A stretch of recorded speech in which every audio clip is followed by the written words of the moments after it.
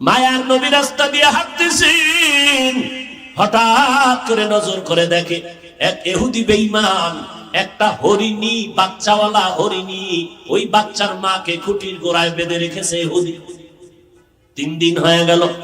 আল্লামা Jalaluddin Rumi রহমাতুল্লাহ আলাইহি ঘটনা লিখেছেন, হরিণীটাকে 3 দিন খুঁটির গোড়ায় বেঁধে রাখলো। মা পাগলের মতো হয়ে গেছে, বাচ্চাগুলোরে পেলাম না, দুধ দিতে পারি না, কলিজা ছটফট করে। হঠাৎ ওই পথে মায়ার নবী হেঁটে যায়, হরিণী আমার নবীর মোহাব্বতের সালাম জানায় দিল। সালাম জানাই আবদার জানায়, রহমতের নবী একটু যদি দয়া করতেন, আমাকে একটু ছেড়ে দেন, আমি বাচ্চাগুলোরে দুগ্ধ পান করায়। নবী চিন্তায় পড়ে গেলেন, আমি যদি খুঁটির গোড়ার থেকে রশিটা ছেড়ে দেই তো মালিকের অনুমতি নেই, হবে না। এখন মালিকের অনুমতি আনতে যেতে হবে। মালিক হলো ইহুদি আর আমি হলাম রাহমাতুল লিল আলামিন। কি করি? আল্লাহ জানায় দিলেন, নবী যান, ইহুদির ঘরে যাবেন, এটা আপনার হেদায়েতের কারণ হয়ে যাবে। নবী দাইয়া ডাক দিয়ে কয়, ইহুদি ভাই, খুঁটির গোড়ায় তুমি হরিণী বেঁধে রেখেছো? বলে হ্যাঁ বেঁধে রেখেছি। একটু সময় ছেড়ে দাও। কে তুমি? বলে আমি আব্দুল্লাহর সন্তান মুহাম্মদ। বলে আমগো বংশের লিডারেরা মুহাম্মদ রে খুঁজে মারার জন্য, তুমি সেই মুহাম্মদ নি? কয় আমি সেই মুহাম্মদ। কেন আসছো? বলে হরিণীটারে 3 দিন বেঁধে রাখছো। বলে হ্যাঁ, একটু যদি ছেড়ে দাও বাচ্চাগুলোর দুগ্ধ পান করাইয়া চলে আসবে। ইহুদি ডাক দিয়ে কয়, রে আব্দুল্লাহর সন্তান, আমি শুনছি আব্দুল্লাহর ছেলে মুহাম্মদের সবাই পাগল বলে। আসলেই তো তুমি পাগল, কারণ একটা হরিণীরে ছেড়ে দিলে বাচ্চারে দুগ্ধ পান করাইয়া বা চলে আসবে, এটা কেমনে হয়?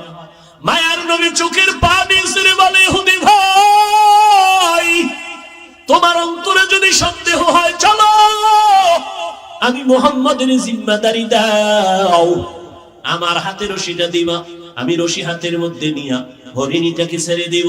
তুমি ছুরি দিয়া যেই হরিণীর কল্লা কাটবা, ওই ছুরি নিয়ে তুমি দাঁড়াইয়া থাকবা। সময়ের মধ্যে যদি হরিণ এসে হাজির না হয়, যেই ছুরি হরিণের গলায় লাগাইতি, সেই ছুরি আমি মুহাম্মদের গলায় লাগাইয়া দিবি। হরিণী কয়, তোমারে মারার জন্য কত কৌশল আর অপকৌশল, তুমি যেহেতু নিজেই একটা কৌশল বের করে দিলা, হাতছাড়া করা যায় না, চলো। ইহুদি তরবারি নিয়ে দৌড়ায়, খুঁটির গোড়ায় গিয়া রশিটা ছেড়ে মুহাম্মদের হাতে দিছে। মায়ার নবী ডেকে বলে, রে হরিণী, জলদি করে যাবি, তাকায় দেখ। ইহুদি তরবারি নিয়ে দাঁড়াইছে, সময়ের মধ্যে যদি হাজিরা না দাও, রহমতের নবীর গলায় ছুরি লাগাই দিবে ইহুদি। আসমান থেকে আমার মালিক বলেন, না নবী, আপনার কোনো চিন্তা নাই, ওয়াল্লাহু ইয়াসিমুকা মিনান নাস। আমি কোরআন হেফাজতের জিম্মাদারি যেমন নিয়েছি, আমি মুহাম্মদকেও হেফাজতের জিম্মাদারি নিয়েছি। ইহুদি বেঈমান যত চক্রান্ত করবে, আমি মাওলার সামনে টিকবে না, কারণ আমি মাওলাই হলাম সবথেকে বড় বুদ্ধিওয়ালা। আমার মতো জ্ঞানওয়ালা আর কাউকে আমি বানাই নাই। যত বুদ্ধিজীবী দেখো, এই বুদ্ধি দিয়া আমার রাস্তা কেউ বন্ধ করতে পারবে না। ওয়ামাকারু ওয়ামাকারাল্লাহ ওয়াল্লাহু খায়রুল মাকিরিন।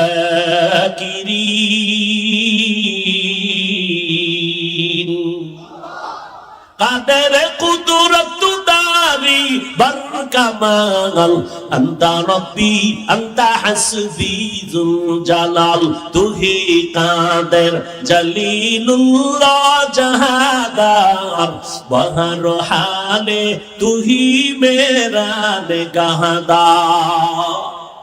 মায়ার নবী হরিণীটারে ডেকে বলল, টাইমের মধ্যে আসবি।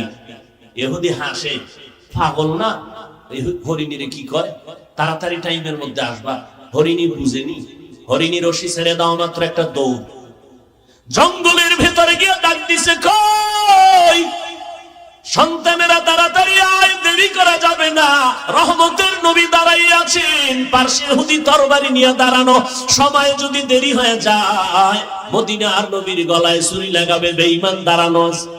বাচ্চাগুলো মায়ের কণ্ঠ পাইয়া হাজির হয়ে গেছে। মা, তুমি এতদিন আসো নাই, কে বেঁধে রেখেছে? আজকে কেমন করে আসছো?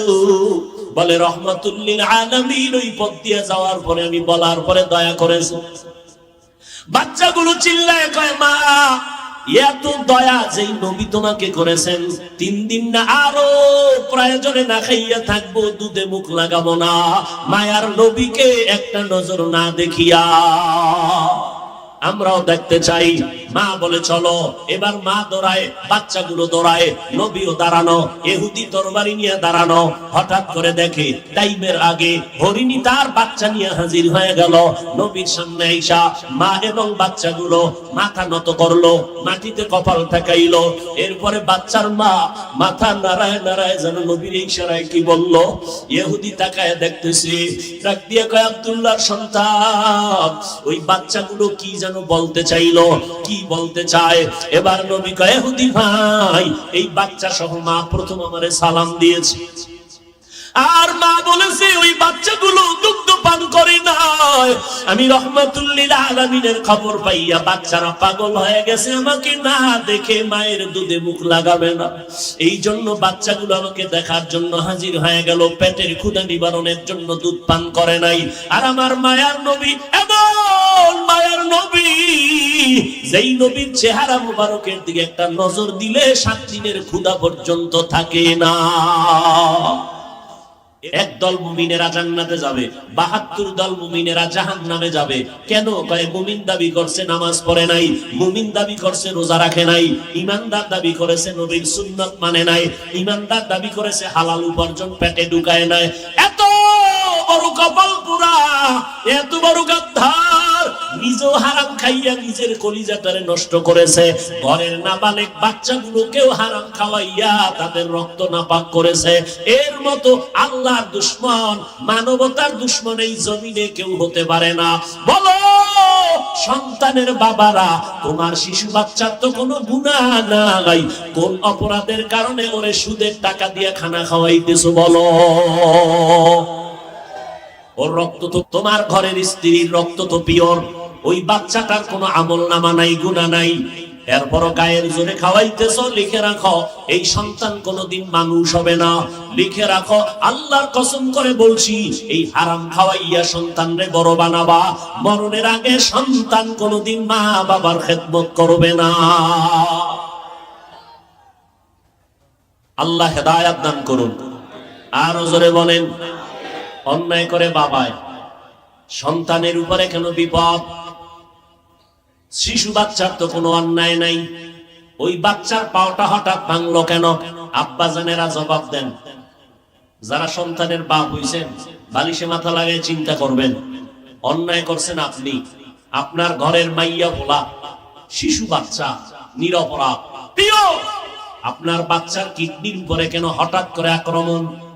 আপনার বাচ্চার ব্রেনের উপরে কেন আক্রমণ? আমার মাওলার কুদরতের ফয়সালা। অন্যায় করবি বাবা তুমি, সাজা দিব তোমার সন্তানেরে আমি। সাজা দিব তোর সন্তানেরে। তোর সাজা তো পরকালে আছে, তবে তোর সন্তানের দেওয়াটা তোর জন্য তো কম সাজা না। আল্লাহ, কত কঠিন বিষয়, বড় কঠিন বিষয়। 72 দল জাহান্নামী মুমিন মুসলমান, একদল মুমিন জান্নাতে যাবে। সাহাবায়ে কেরাম জানতে চাইলেন, নবী ওই দলটার পরিচয় কি? নবী বলেন 2টা পরিচয়। মা আনা আলাইহি ওয়া আসহাবি, 1 নাম্বার আমি মুহাম্মদকে মানিয়া চলবে। 2 নাম্বার পরিচয় আমার ছাত্র, আমার সাহাবায়ে কেরামদেরকেও মেনে চলবে। কি বুঝলেন? যারা বলে আমরা মুহাম্মদ রে মানি, কিন্তু সাহাবায়ে কেরামদের মানে না, ওমরে ফারুকের বেদাতি ভণ্ড কয়, ওসমান রাদিয়াল্লাহু তাআলা আনহুর বিরুদ্ধে ইশারা ইঙ্গিতে বক্তায় বয়ান করে, মুআবিয়া রাদিয়াল্লাহু তাআলা আনহুর বিরুদ্ধে কথা বলে। এক কথায় যারা সাহাবায়ে কেরামদেরকে আদর্শ মানতে পারে না, এদেরকে চিহ্নিত করে নাও, এরা মুমিন ঠিক, মুসলমান ঠিক, মাওলানাও ঠিক, তবে ৭২ দল জাহান্নামীদের অন্তর্ভুক্ত।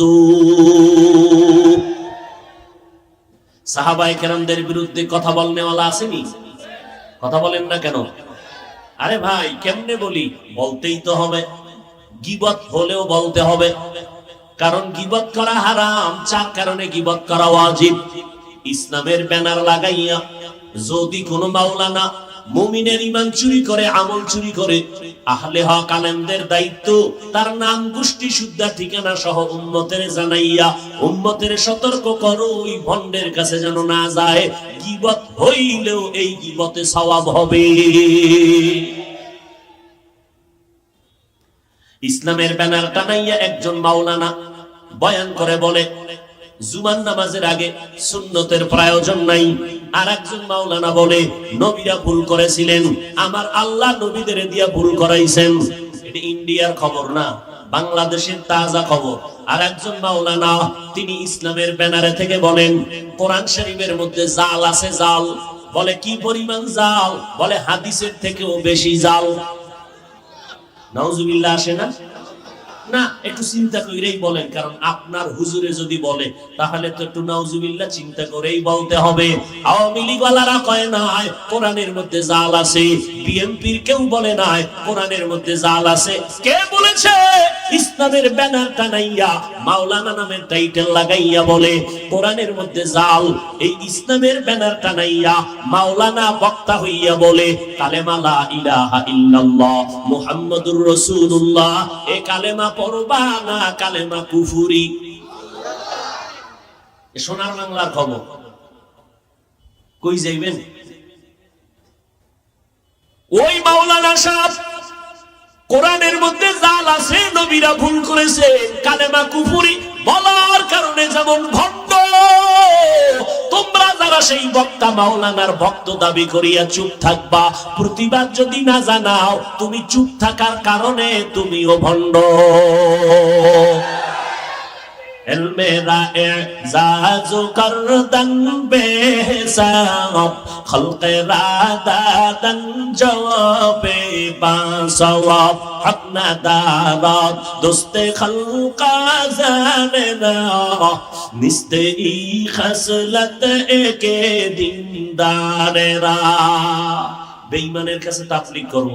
এই তাবলীগের দুশমনেরা কয় তোমরা মুসলমানেরা কেন তাবলীগ করো?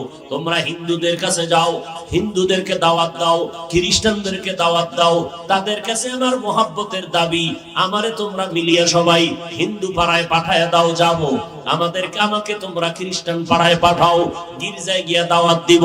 কিন্তু কখন 12টা মাস ফজরের পরে বয়ান, জোহরের পরে বয়ান করলাম বিবারিয়া নবীনগর, এখন বয়ান করি এখানে, আগামী আবার রাত্রে চলে যাব আর এক জায়গায়। 12টা মাস 365 দিনের একটা দিনও কম নাই। ফজরের পরে বয়ান, মাগরিবের পরে বয়ান, এশার নামাজের পরে বয়ান। পারলে মানুষ চায় ফজরের আগে বয়ান দিবেন, রাত্র 3টায় দিলেও নিবে, রাত্র 4টায় দিলেও নিবে। এই বয়ানগুলো কারে করি? মুসলমানের এই তো করি, পায়ে ধইরা ধইরা বয়ান করি, মনে হয় জানো আপনাদের টাকার কেনা গোলাম আমি। এত বিনয় হইয়া বয়ান করি, পায়ে ধরে ধরে বয়ান করি। বয়ান করে কি বুঝাই জানেননি? চরমনাই না গেলে জাহান্নামে যাবে, তাবলীগ না করলে জাহান্নামে যাবে। এই কথা তো একবারও বলি না। পাঁচকুল্লি টুপি মাথায় না দিলে জাহান্নামে যাবে, একবারও বলি না। কওমি মাদ্রাসায় না পড়লে গুনাহ হবে, একবারও বলি না। এত চিল্লাইয়া 12টা মাস খানা নাই, ঘুম নাই, এত কষ্টের উপরে কষ্ট। ও আল্লাহর বান্দারা, বুঝাইয়া এত চিল্লাইয়া 2টা স্লোগান অন্তরে ঢুকাইতে চাই। ও দুনিয়ার নবীর আশিকের দল, 2টা স্লোগান কলবের মধ্যে ঢুকাও। যতদিন বেঁচে থাকবা গোলামি করবা আমার আল্লাহর, যতদিন বেঁচে থাকবা আদর্শ মানবা মদিনাওয়ালার। আর কারো গোলামি করা যাবে না, আর কারো আদর্শ মানা। কোন পীর সাহেবের গোলামি করা যাবে না, হারাম। কোন পীরের আদর্শ মানা যাবে না, হারাম। আল্লাহর গোলামি কেমনে করবা? অন্ধের মতো।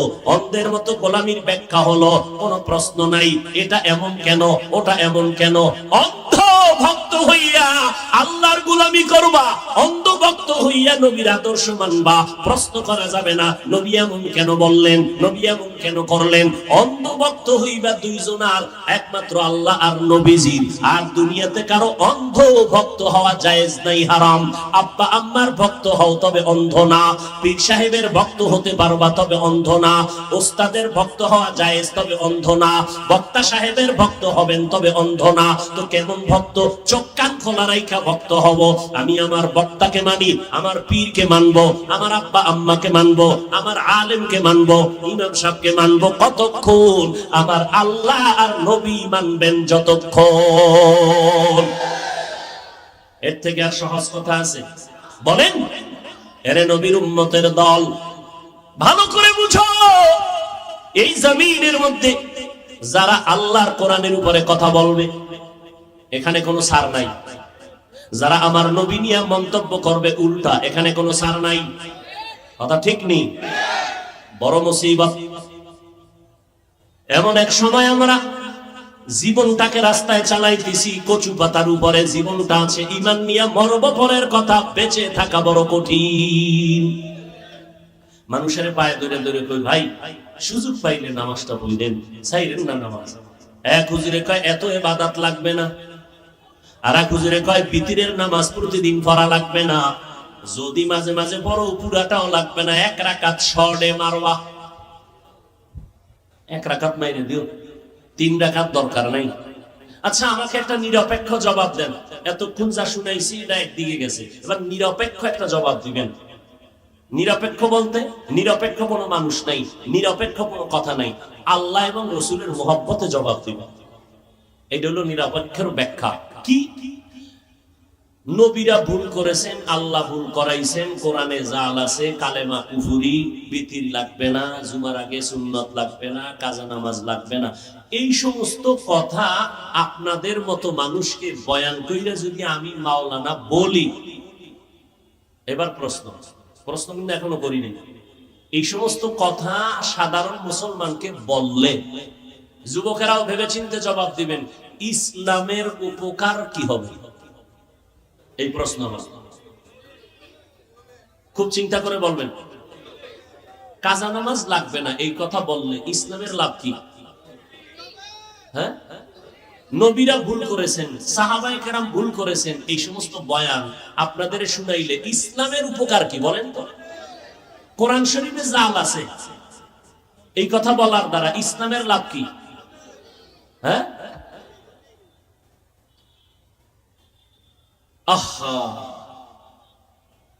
আশ্চর্য হওয়ারও তেমন কিছু না, কারণ 1500 বছর আগে রাসূল ইনজেকশন দিয়েই গেছেন। قال النبي صلى الله عليه وآله وسلم ألا إن شر الشر شرار العلماء وإن خير الخير خيار العلماء। এ দুনিয়ার উম্মতের দল, দুনিয়াতে উলামা থাকবে দুই দল, এক দল ভণ্ড আর এক দল হক। উলামা এক দল ভণ্ড, এদের মতো খারাপ আলেম মানুষ জমিনে আর কেউ হবে না। আবার এক দল উলামা থাকবে চূড়ান্ত ভালো, এদের মতো ভালো মানুষ জমিনে আর থাকবে না। প্রশ্ন বড় জটিল। হাফিজ ভাই, মদিনার নবী উলামায়ে কেরামদেরকে মাথার মুকুট বললেন, কলিজা মেনে নিল, দিলটা শান্ত হলো, কিন্তু উলামাদের এক দলকে নবী খারাপ বললেন কেন? তার 1 সেকেন্ড 5 সেকেন্ডে জবাব নিয়ে নাও। এই জমিনে লক্ষ লক্ষ গাঞ্জাখোরেরা, মদখোরেরা, জুয়া খেলনেওয়ালারা ইসলামের যেই পরিমাণ ক্ষতি করতে না পারবে, একজন টুপিওয়ালা ভণ্ডের দ্বারা ইসলামের ক্ষতি আরো 1000 গুণ বেশি হয়ে যাবে। আল্লাহ হেদায়েত দান করুন। আল্লাহ মুমিনকে কেন বললেন সাহায্য কামনা করো, বেঈমানকে কেন বলেন না বেঈমানেরা জান্নাত পাবে না, জান্নাত পাবে শুধু মুমিন। আবার মুমিনের মধ্যে 72 দল জাহান্নামী, এক দল জান্নাতি। ওই এক দলের পরিচয় শুধু মুহাম্মদ রে মানলে হবে না, সাহাবায়ে কেরামদেরকেও মানতে হবে। যারা হজ করছেন, এরকম কোন আশেক থাকলে একটু বেয়াদবি মাফ করবেন, হাত দেখাইতে লজ্জা হবে? দেখান তো কারা হজ করিয়েছেন, মক্কা মদিনায় গেছেন, আল্লাহ কবুল করেন। এত কম মানুষ হাত নামান। আজকে থেকে নিয়ত করবেন, হজ ফরজ হয়ে রয়েছে খবর নাই, আসলে কপালে থাকতে হবে। তো বিষয়টা হলো এইটা, হজের টাকা আছে অনেকের, কপালে নাই, যাবে কেমনে? টাকা আছে, যাও না কেন? আব্বা আম্মারে না নিয়ে কেমনে যাই? শয়তানে লাগাইছে এক পেস। এবার মা বাপ মরে গেছে, এবার চলো। কেন মাইয়া বলা ছোড়ো, কেমনে যাই? আর এক পেস। সন্তান বড় হয়ে গেছে, এখন চল। না না, বিয়ে না দিয়ে কেমনে যাই? এইরকম পেঁচে পেঁচে আল্লাহর বান্দা হজে বাইতুল্লাহর কিনারায় যেতে পারে না। এরে নবীর উম্মতের দল, আমার আল্লাহ বলেন, দুনিয়ার মানুষ তোমরা সাহায্য কামনা করো কেন? আমি আল্লাহ তোমাদের এত দুর্বল করে বানাইছি, এত দুর্বল করে আমি কোন প্রাণী জমিনে বানাই নাই। ওয়া খুলিকাল ইনসানু যায়ীফা, মানুষ বড় দুর্বল। কেমন দুর্বল? খানার বেলায় দুর্বল, ঘুমের বেলায় দুর্বল, কথা বলতে দুর্বল, হাঁটার বেলায় দুর্বল। ঢাকা চিড়িয়াখানায় লেখা আছে একটা বাঘের দৈনিক খাদ্য 17 কেজি গোশত। আসেনি চান্দিনা কোনো খাদক 3 বেলায় 17 কেজি মারবে? নাই। হুজুর না থাকলে কি হইব? চান্দিনা থানার ডায়েরি ফিল আপ হয়ে গেছে, মামলা আর হামলা।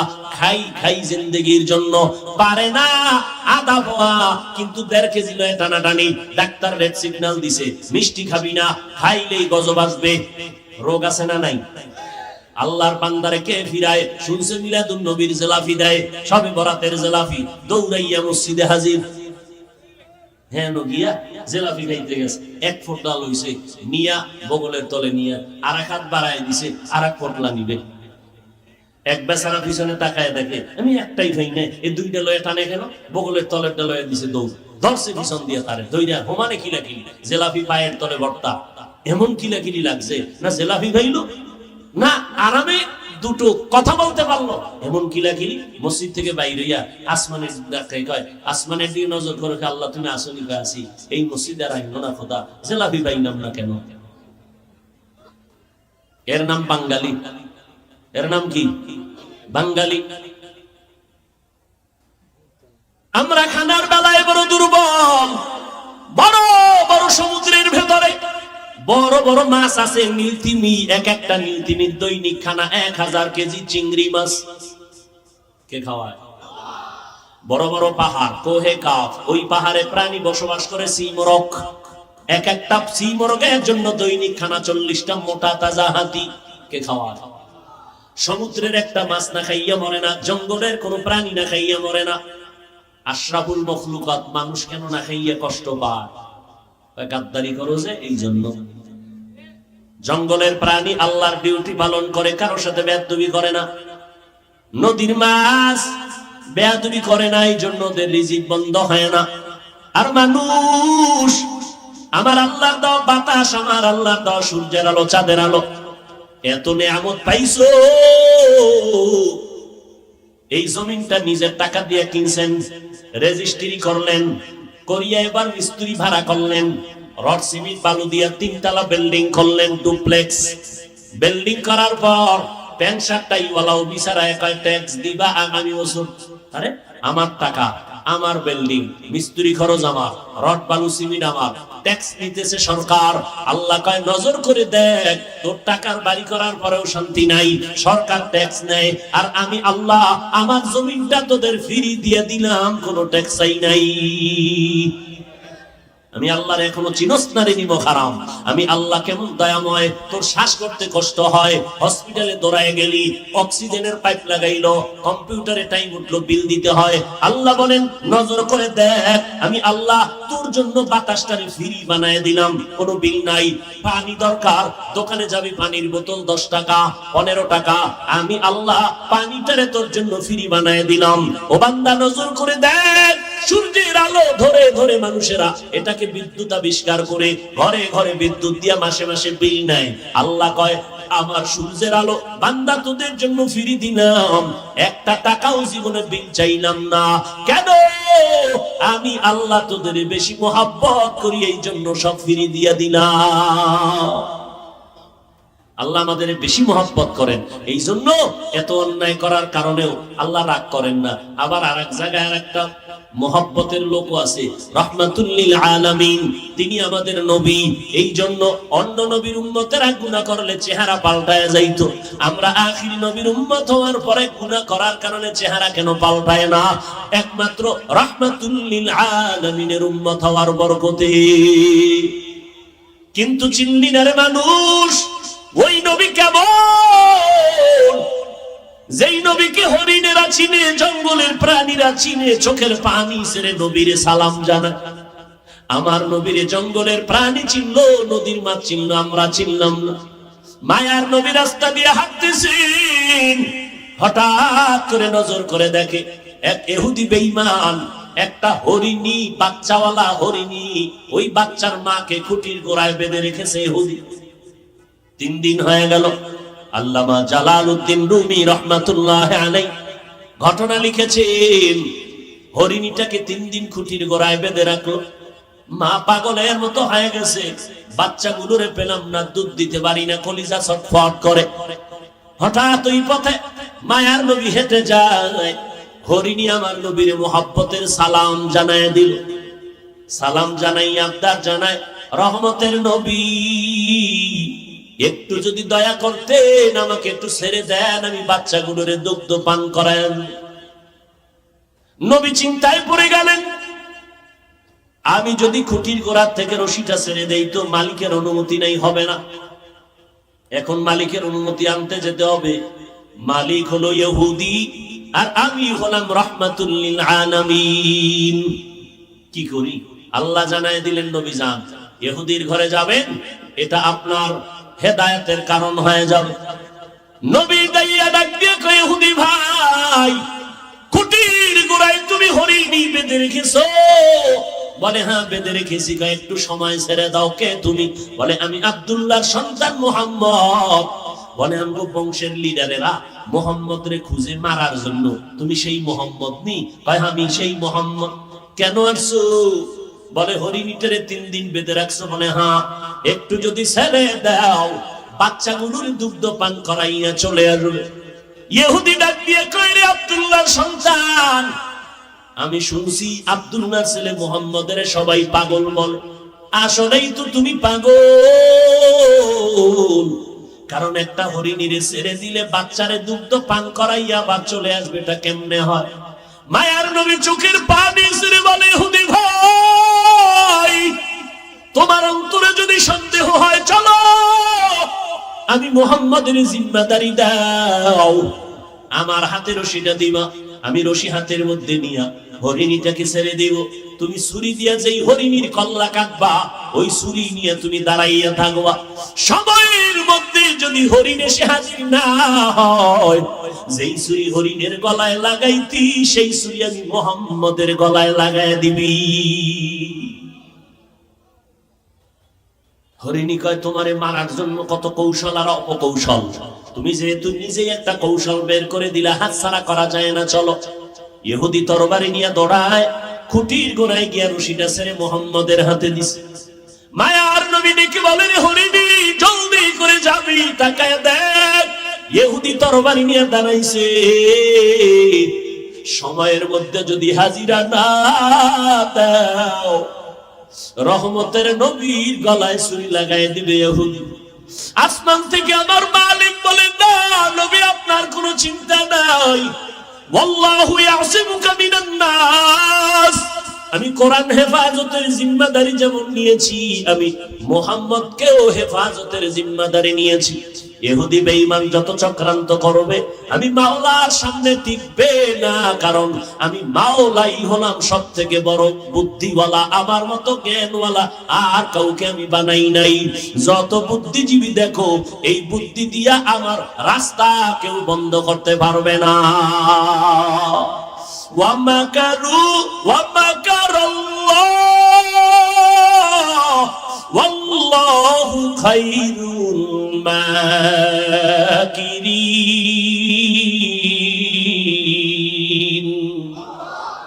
কাদের কুদরত দাবি বরকামাল, আনতা রব্বি আনতা হাসবি যুল জালাল, তুহি কাদের জলিলুল্লাহ জাহাদার, বহর হালে তুহি মেরা নেগাহদার। মায়ার নবী হরিণীটারে ডেকে বলল, টাইমের মধ্যে আসবি। ইহুদি হাসে, পাগল না, হরিণীরে কি কয়, তাড়াতাড়ি টাইমের মধ্যে আসবা। হরিণী বুঝেনি, হরিণী রশি ছেড়ে দাও মাত্র একটা দৌড়, জঙ্গলের ভেতরে গিয়ে ডাক দিছে, কই সন্তানেরা তাড়াতাড়ি আয়, দেরি করা যাবে না, রহমতের নবী দাঁড়াই আছেন, পার্শ্বে ইহুদি তরবারি নিয়ে দাঁড়ানো, সময় যদি দেরি হয়ে যায় মদিনার নবীর গলায় ছুরি লাগাবে বেঈমান দাঁড়ানো। বাচ্চাগুলো মায়ের কণ্ঠ পাইয়া হাজির হয়ে গেছে। মা তুমি এতদিন আসো নাই, কে বেঁধে রেখেছে? আজকে কেমন করে আসছো? বলে রহমাতুল লিল আলামিন ওই পথ দিয়ে যাওয়ার পরে আমি বলার পরে দয়া করেছে। বাচ্চাগুলো চিল্লায় কয়, মা এত দয়া যেই নবী তোমাকে করেছেন, 3 দিন না আরো প্রয়োজনে না খাইয়া থাকবো, দুধে মুখ লাগাবো না, মায়ার নবীকে একটা নজর না দেখিয়া। আমরাও দেখতে চাই। মা বলে চলো। এবার মা দৌড়ায়, বাচ্চাগুলো দৌড়ায়, নবীও দাঁড়ানো, ইহুদি তরবারি নিয়ে দাঁড়ানো। হঠাৎ করে দেখে টাইমের আগে হরিণী তার বাচ্চা নিয়ে হাজির হয়ে গেল নবীর সামনে। আইসা মা এবং বাচ্চাগুলো মাথা নত করলো, মাটিতে কপাল ঠেকাইলো। এরপরে বাচ্চার মা মাথা নাড়ায় নাড়ায় যেন নবীর ইশারায় কি বলল। ইহুদি তাকায় দেখতেছে, ডাক দিয়ে কয়, আব্দুল্লাহর সন্তান, ওই বাচ্চাগুলো কি যেন বলতে চাইলো, কি বলতে চায়? এবার নবী কয়, ইহুদি ভাই, এই বাচ্চা সহ মা প্রথম আমারে সালাম দিয়েছে, আর মা বলেছে ওই বাচ্চাগুলো দুগ্ধ পান করে নাই। আমি রহমাতুল লিল আলামিনের খবর পাইয়া বাচ্চারা পাগল হয়ে গেছে, আমাকে না দেখে মায়ের দুধে মুখ লাগাবে না। এই জন্য বাচ্চাগুলো আমাকে দেখার জন্য হাজির হয়ে গেল, পেটের ক্ষুধা নিবারণের জন্য দুধ পান করে নাই। আর আমার মায়ার নবী এমন মায়ার নবী, যেই নবীর চেহারা মুবারকের দিকে একটা নজর দিলে 7 দিনের ক্ষুধা পর্যন্ত থাকে না। ইহুদি চোখের পানি ছেড়ে চিল্লায় কয়, রে মুহাম্মদ, তরবারিটা ফালাইয়া নবীর কদম ধরে কয়, রে মুহাম্মদ, জঙ্গলের হরিণী যদি তোমাকে চিনতে পারে আর আমি মানুষ হইয়া যদি চিনতে না পারি, আমার মতো নিমক হারাম কেউ নাই, আমারে মাফ করে দাও, আর আমাকে ইমানের পোশাক পরায় দাও, জান্নাতের মেহমান বানায় দাও। আমার মায়ার নবীর কোনো বয়ান করা লাগে নাই, আমার নবীর আদর্শ দেখে বেঈমান কালেমা পড়ে। আজ ওই নবীর উম্মত হইছো রে যুবক, ওই নবীর উম্মত হইয়া আজকে চেহারার মধ্যে নবীর আদর্শ লাগাইতে পারলি না। কয়দিন আর বাহাদুরি করবি? নজর করে দেখ, তোর মতো কত যুবক লাশ হয়ে কবরে গেল। এমন একটা দিন নাই যেই দিন যুবকের লাশের খবর নাই। এই মহামারী চিত্রাং গেল, তুফান গেল কয়েকদিন আগে, এই তুফানের মধ্যে কত বান্দা চলে গেল। বিদেশ থেকে টাকা কামাই করে দেশে আইসা বিল্ডিং করলো, আনন্দ করবে, বিল্ডিং এ ঢুকবে মাত্র 2 দিন পরে। মনের বড় আশা, ছেলে মেয়ে নিয়ে ঢুকবে, কিন্তু যখন রাতে তুফান শুরু হলো, বিল্ডিং এর পাশে টিনের ঘরে ঘুমায় গেল, ছোট একটা খাদের ভেতরে বাবা যুবক এক পাশে, স্ত্রী আর পাশে একটা কন্যা সন্তান। রাতের তুফানে একটা বড় গাছ উপড়াইয়া শিকড় সুদ্ধা টিনের ঘরের মাঝখানে পড়ে গেল। এসে লোকেরা দেখে ওই 3 জনের বুকের উপরে গাছটা চাপ দিল, জায়গায় 3 জন নাই। এত জীবনের কামাই বিদেশের টাকা দিয়ে সব বিল্ডিং এ ঢেলে দিল, কিন্তু পারলো না একটা সেকেন্ডের জন্য বিল্ডিং এ উঠে আরাম করবে। কয়দিন আর বাহাদুরি করবি রে যুবক? আমি বলি না তুমি আমাদের মতো টুপিওয়ালা হুজুর হইয়া যাও, না রে বাবা, চাকরি করো আলহামদুলিল্লাহ, ব্যবসা করো আলহামদুলিল্লাহ, লেখাপড়া করো আলহামদুলিল্লাহ, ডাক্তারি পড়ো, ইঞ্জিনিয়ারিং পড়ো। ও বান্দা, তুমি লেখাপড়া করে একজন প্রফেসর হও, আমি অন্তর বলে দোয়া করে গেলাম, কিন্তু দাবি আমার একটা, মদিনার নবীর আদর্শের মালা গলায় লাগাও। এই পর্দার আড়ালের আম্মা জানেরা, আপনারা নবীদের মা, আপনারা সাহাবায়ে কেরামের মা, আপনারা হাফেজে কোরআনের মা, উলামায়ে আহলে হকের মা, দামি দামি আদর্শ সন্তানের মা। আপনারা খাদিজা রাদিয়াল্লাহু আনহার মতো নারী, ফাতেমা রাদিয়াল্লাহু আনহার মতো নারী, আয়েশা রাদিয়াল্লাহু আনহার মতো নারী। ও আম্মা জান, একটা সন্তান কি পারেন না আদর্শওয়ালা বানায় যাবেন?